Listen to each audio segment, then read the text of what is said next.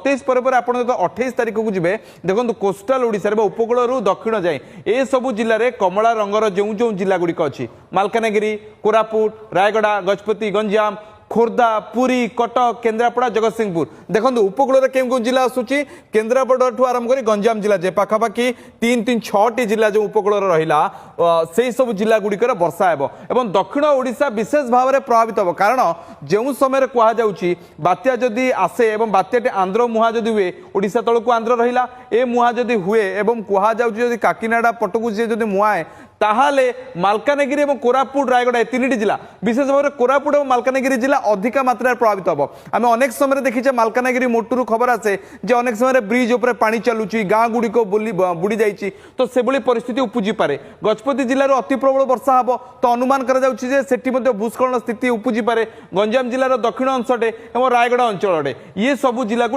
विशेष सतर्कता अवलंबन करा पड़ो।